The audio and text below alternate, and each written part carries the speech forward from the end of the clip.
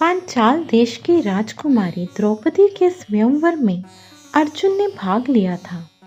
द्रुपद कन्या के स्वयंवर में कई देशों के राजा और राजकुमार थे, पर केवल अर्जुन ही स्वयंवर में द्रौपदी को पा सके थे।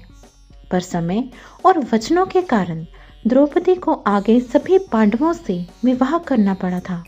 द्रौपदी समय समय पर पांचों पतियों के साथ रमण करती थी।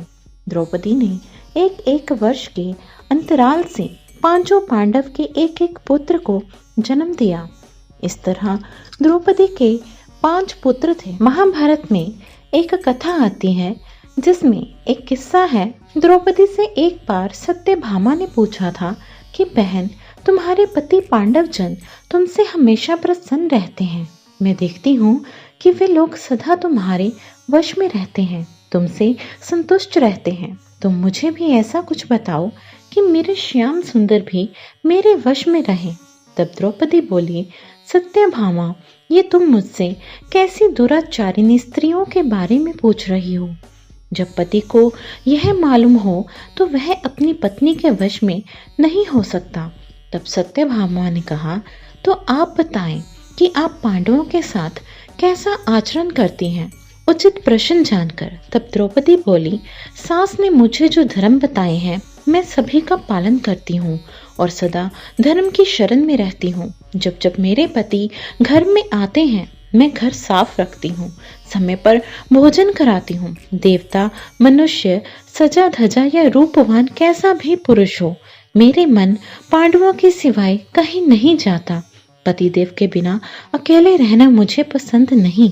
बुरी बातें नहीं करती हूँ और बुरी जगह पर नहीं बैठती हूँ और किसी के भी समक्ष असभ्यता से खड़ी नहीं होती हूँ। इस तरह द्रौपदी ने और भी कई बातें बताई।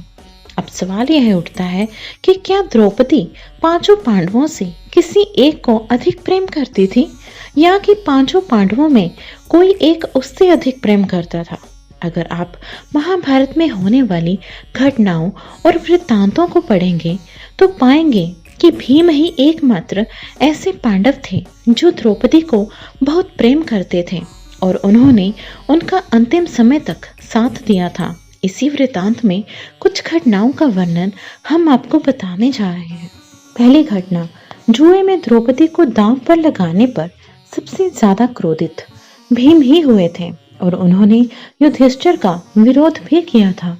बाद में जब द्रौपदी का चीरहरण हो रहा था तो सबसे ज्यादा क्रोध भीम को ही आ रहा था, जबकि युधिष्ठिर सहित अन्य पांडव चुप थे। भीम अपने क्रोध पर काबू नहीं रख पाए और उसी समय उन्होंने प्रतिज्ञा ले ली कि दुशासन की छाती का लहू पीऊंगा और दुर्योधन की जंगा उखाड़ दूंगा। महाभारत के युद्ध में भीम ने अपनी इस प्रतिज्ञा को पूरा भी किया था। दूसरी घटना, राजा विराट के राजमहल में पांचों पांडव भेष बदलकर 1 साल के अज्ञातवास में रह रहे थे। उसी दौरान राजा विराट के साले कीचक ने कामांध होकर द्रौपदी को देखा और उसे रात को अपने कक्ष में अकेले में बुलाया। यह बात जब द्रौपदी ने भीम को बताई तो भीम ने कीचक का वध करने का प्रण लिया और रात के समय द्रौपदी की जगह खुद कीचक के कमरे में पहुंच गए। द्रौपदी समझकर जैसे ही कीचक ने भीम को हाथ लगाया, भीम ने कीचक को उठाकर पटक दिया। इसके बाद दोनों के बीच युद्ध हुआ और भीम ने कीचक का वध कर दिया। तीसरी घटना, जब जुए में अपना सब कुछ गवा देने के बाद जब पांडव वनवास की सजा काट रहे थे तब दुर्योधन के जीजा जयद्रथ की बुरी नजर द्रौपदी पर पड़ी।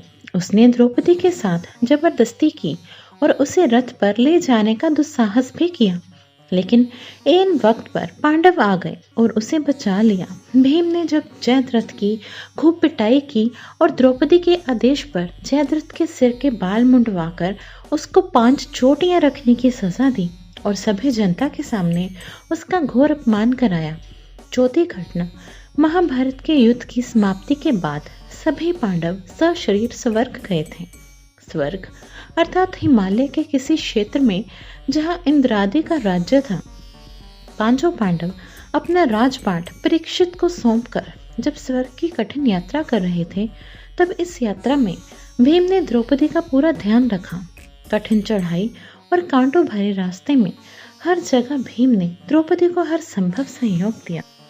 अगर आपको ये कहानी पसंद आई हो तो मेरी इस वीडियो को लाइक और मेरे चैनल को सब्सक्राइब जरूर कर देना। धन्यवाद।